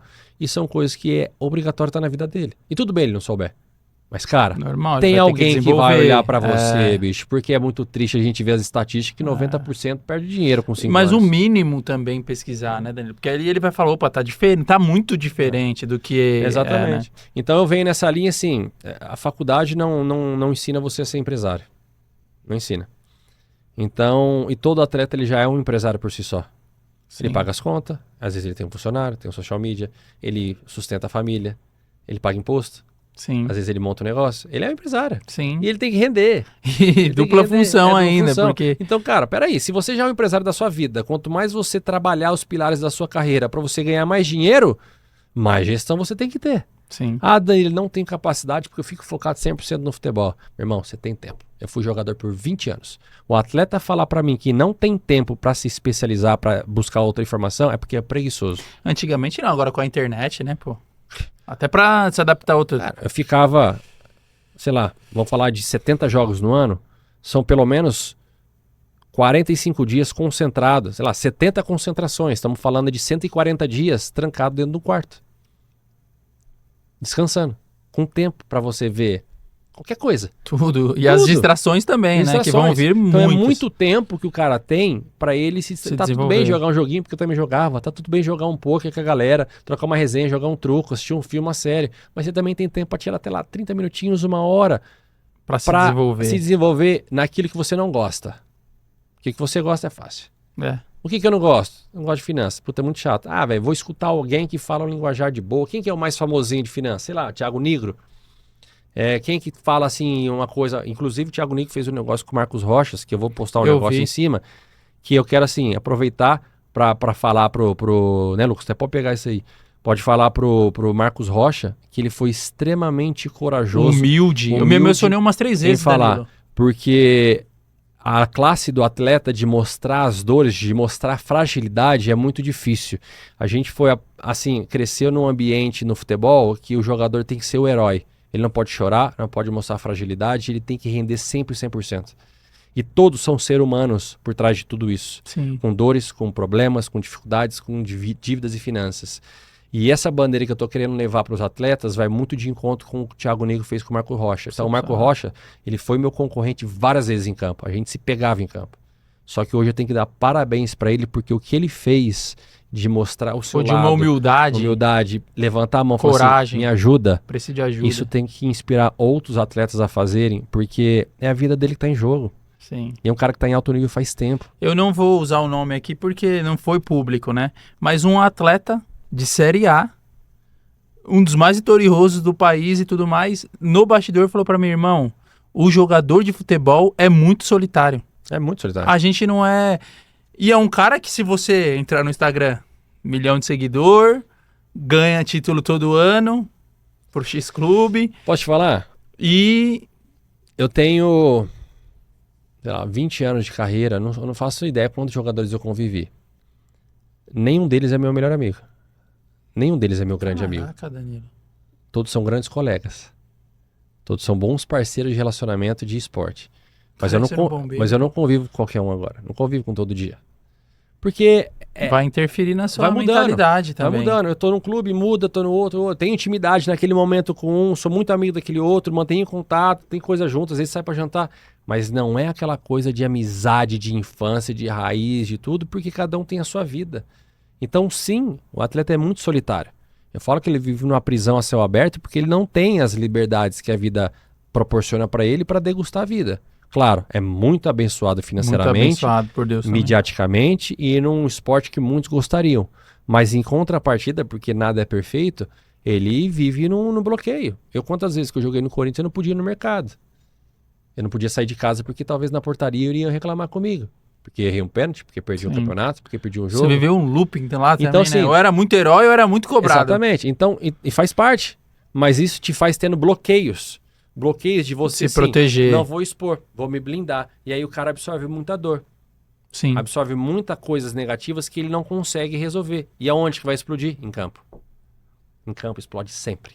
Sempre, sempre, sempre, sempre. O campo não esconde. Não esconde, mas porque ali você tá com os leões e você tem que fazer render, senão vão te julgar. Sim. Só que se você cair lá desbalanceado em alguma área, não vai dar certo.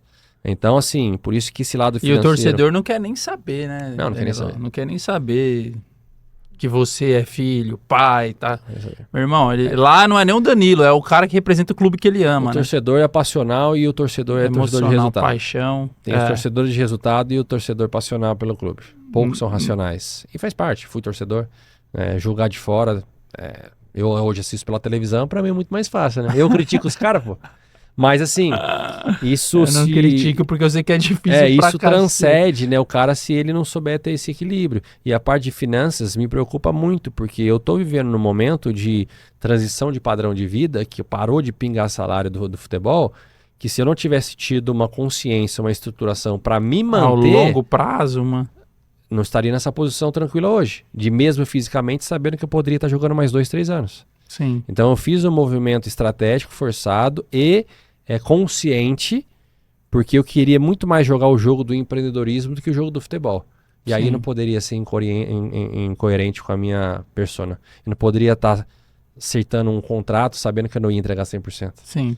Porque eu não queria mais estar naquele ambiente. Porque eu estava com outro propósito, que é esse propósito de ajudar as gerações, ajudar o legado, ajudar o futebol, melhorar o ecossistema do futebol. A indústria como um todo que está se profissionalizando Eu também. tenho uma tese de que, assim, hoje, na minha visão, quem são os pilares que, não vou falar controla, mas que mantêm o ecossistema do futebol a nível alto? São as federações, as televisões, os direitos de transmissões, as SAFs, os investimentos, que são as bets que estão dominando, e alguns empresários. Na minha visão, são esses, que mantêm lá em cima, né? Alto padrão. Não estou falando de passional do torcedor, não. Falando do estrutural. Quem que é o protagonista disso tudo? Do ecossistema? O atleta. O jogador. Só que o atleta ele é uma peça no tabuleiro. Você concorda? Se ele funciona, fica. Se não funciona, tchau. Porque vai ter outro entrar. Sim. Ele é um ativo, ele precisa fazer dinheiro. Ele é uma moeda. Beleza? Agora, como que eu faço para esse atleta que é o protagonista desse tabuleiro, fazer parte do tabuleiro? Fazer parte do ecossistema no que fazer ele ser protagonista.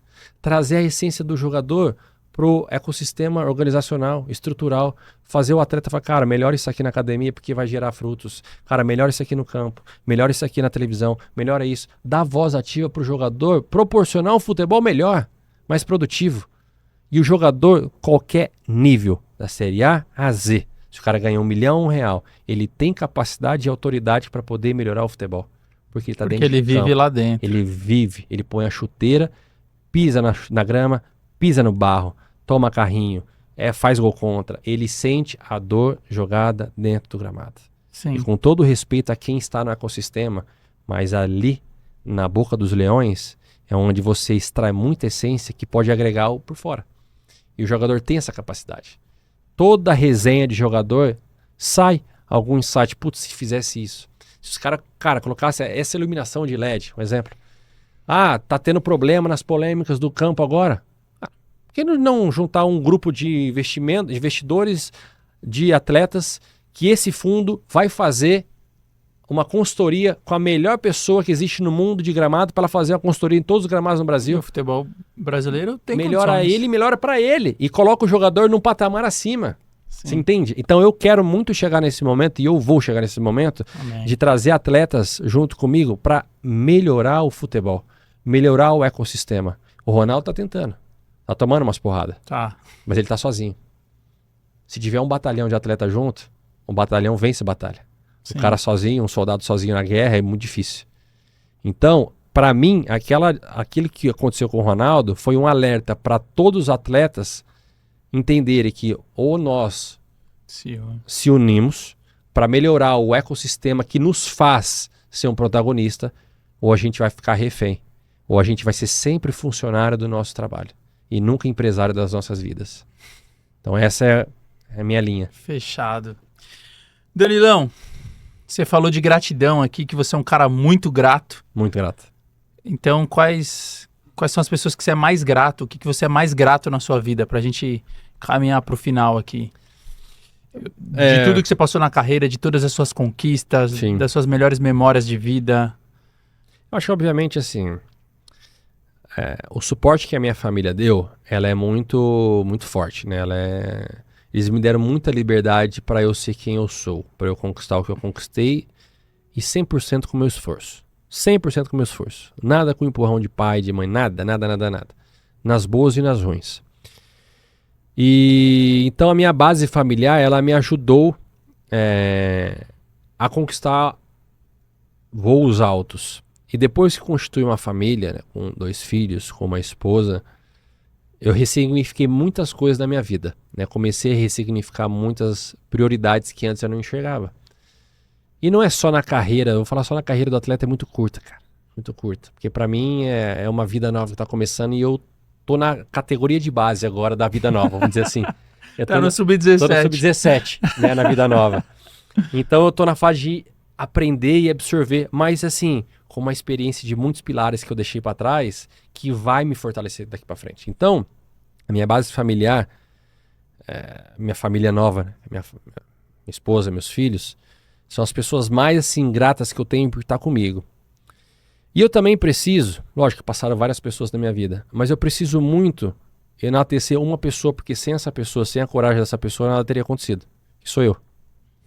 De nada adianta eu ter uma família que apoia, eu ter pessoas que poderiam me potencializar, eu ter Deus no meu coração. Autorresponsabilidade, né? Chamou a resposta. Se eu não tivesse coragem de fazer, se eu não me colocasse à prova do risco, se eu não me desafiasse, se eu não queresse elevar o meu nível, não entendesse que momento eu estava, ter humildade de aprender, escutar, observar e também falar. Então, se eu não valorizar a minha pessoa, eu serei muito ingrato com a vida. Porque sem a gratidão comigo mesmo, com a minha mentalidade, com a minha cabeça, com os meus erros, porque eu aprendi muito com os meus erros. Sim. E com os meus acertos que eu soube valorizar, nada disso teria acontecido. Porque ninguém pode fazer por você. É só você. As pessoas podem te orientar. Mas ninguém consegue fazer, só você consegue fazer. Então, tudo que eu conquistei foi porque eu me esforcei. Então eu preciso bater no peito. E isso é algo que o jogador precisa muito ter o ego positivo dele. Fala assim, eu sou bom, eu consigo. Eu tenho capacidade. Se eu tô aqui é porque eu passei várias barreiras. Crença de identidade forte. Muito. O que o americano nos ensina? Às vezes o americano soa muito prepotente. Né? Mas ele tá valorizando ele, cara. Sim. Eu sou bom, eu sou foda, eu conquistei. Eu saí da periferia e eu conquistei. Isso é massa. Se o cara é bilionário, como que ele fez pra ser bilionário? Eu quero ver. Eu quero me inspirar nele. Sim. Nós não. Nós crescemos o quê? Com humilde. Tem que ser humilde. Com a mentalidade de ainda... Sabe? Não achar ruim. Achar ruim. Nossa, tá se achando. Não, cara. Se valoriza. Se valoriza. Bata no peito. É só você. No final da vida é só você, cara. Essa vida passa rápido demais. Então eu gosto muito, assim, de valorizar todas as pessoas que me deram esse suporte. Mas sem eu na coragem, na linha de frente, tomando porrada, nada teria acontecido. E isso tem que ser reconhecido, pelo menos por mim. Dos outros eu não espero. Mas eu tenho que ter essa autoconsciência para me cobrar, me valorizar, não me deixar na zona de conforto e saber que tem um mundão pela frente para eu conquistar.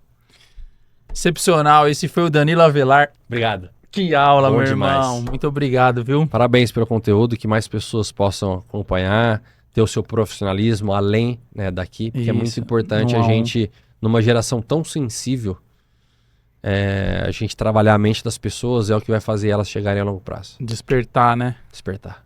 Precisa. Esse foi o Resenha com o Hilário de hoje com Danilo Avelar. Que aula! Meu Deus, eu vou ter que assistir 2 vezes aqui para pegar tanta informação com o homem. É isso aí. Se você ainda não tá inscrito, você já tá errado, né, meu irmão? Olha a qualidade do conteúdo, meu irmão.